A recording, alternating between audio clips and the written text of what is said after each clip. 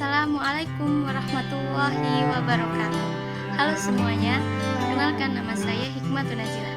Di sini saya akan mengajak kalian untuk belajar bersama mengenai salah satu turunan dari cabang ilmu dalam sebuah kajian mengenai teks Al-Quran, yaitu jinas dalam memahami ayat-ayat Al-Quran. Nah, jinas ini masuk dalam sebuah cabang ilmu badi dalam kajian balaghah. Ilmu balaghah adalah sebuah ilmu yang harus dipelajari dan dikuasai oleh orang Islam dalam memahami keindahan teks-teks Al-Quran. Secara bahasa, ilmu badi berarti sesuatu yang diciptakan dan diwujudkan tanpa ada contoh yang mendahulinya. Secara terminologi, ilmu badi merupakan suatu ilmu yang dengannya diketahui segi-segi, yaitu metode dan segala cara yang ditetapkan untuk menghiasi kalimat dan memperindahnya, dan keistimewaan-keistimewaan yang dapat membuat kalimat semakin indah, bagus, dan menghiasinya dengan kebaikan dan keindahan setelah kalimat tersebut sesuai dengan situasi dan kondisi yang telah jelas makna yang dikehendakinya. Menurut Imam Akhdari, ilmu badi adalah ilmu untuk mengetahui cara memperindah suatu ungkapan baik pada aspek lafaz maupun pada aspek makna. Sehingga dalam pembahasan ilmu badi ini dibagi menjadi dua bidang utama, yaitu muhassinat lafdiyah dan muhassinat maknawiyah. Muhassinat lafdiyah ini merupakan gaya bahasa yang menjadikan kata-kata lebih indah dan enak untuk didengar dari segi lafaz atau artikulasi bunyinya. Sedangkan muhassinat maknawiyah merupakan gaya bahasa yang memberikan keindahan pada aspek makna atau semantik dalam sebuah ungkapan. Kemudian, kaitan badi dengan ma'ani dan bayan. Secara garis besar, ketiga disiplin ilmu ini merupakan salah satu dalam kajian ilmu balaghah yang secara global mempelajari kaidah-kaidah mengenai gaya bahasa untuk dipergunakan dalam pembicaraan atau tulisan. Mengutip dalam bukunya Abdurrahman tentang dasar-dasar metode stylistika, jika diibaratkan dengan membangun rumah, ilmu ma'ani itu digunakan sebagai bahan baku yang bagus dan berkualitas untuk membangun rumah. Sedangkan ilmu bayan sebagai bentuk bangunannya yang dijadikan sebagai tembok, atap, pintu, dan lain sebagainya. Dan ilmu badi ini sebagai penyempurnanya, sebagai finishing, yaitu berupa hiasan rumah untuk memperindah penampilannya. Kemudian jinas. Jinas dalam kaidah ilmu balaghah, jinas bermakna kemiripan pengungkapan dua lafaz yang berbeda artinya. Kata jinas merupakan suatu kata yang merupakan bentuk dari kata jins yang bermakna sebagian dari sesuatu. Contohnya dalam potongan ayat Quran surat Ar-Rum ayat 55. Bismillahirrahmanirrahim.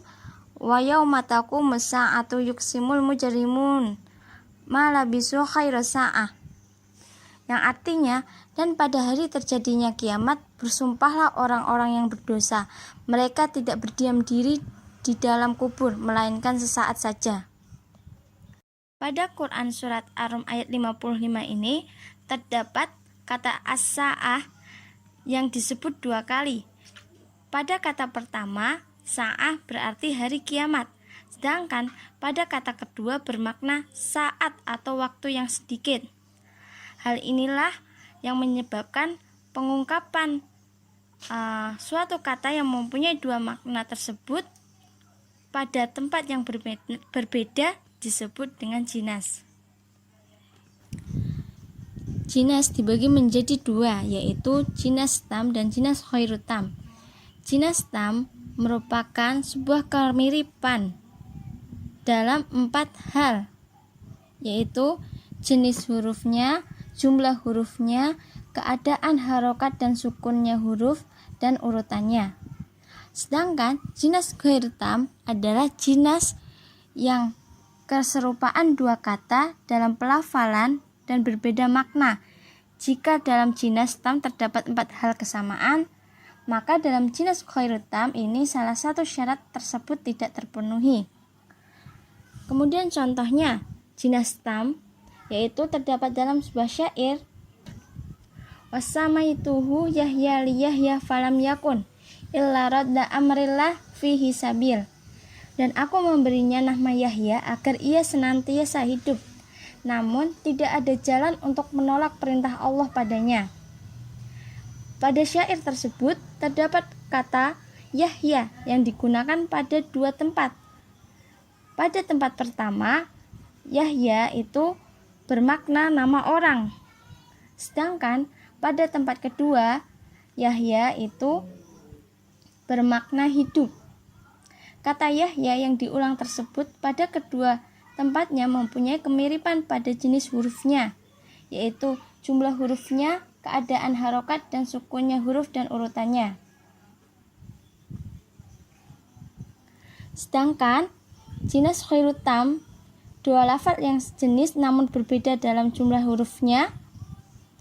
Contohnya dalam Quran surat Ad-Duha ayat 9-10. Fa'ammal yatima fala taqhar wa ammas sa'ila fala tanhar.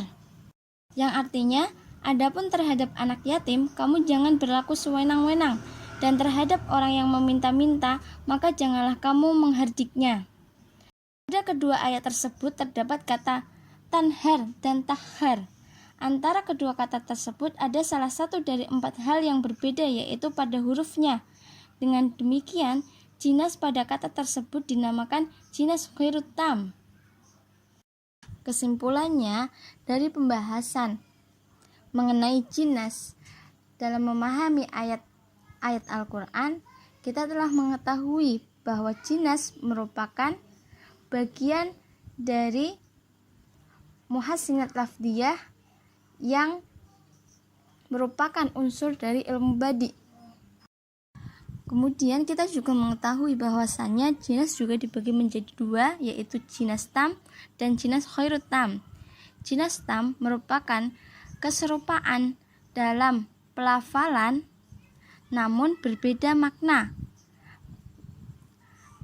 Syarat jinas tam yaitu memiliki kesamaan antara jenis hurufnya, jumlah hurufnya, keadaan harokat, dan sukunnya huruf dan urutannya. Sedangkan jinas ghair tam ini salah satu dari syarat tersebut tidak terpenuhi. Mungkin cukup sekian dari saya, kurang lebihnya mohon maaf. Sore hari pergi kondangan, pulangnya membawa berkat. Demikian yang dapat saya sampaikan, semoga bermanfaat. Wassalamualaikum warahmatullahi wabarakatuh.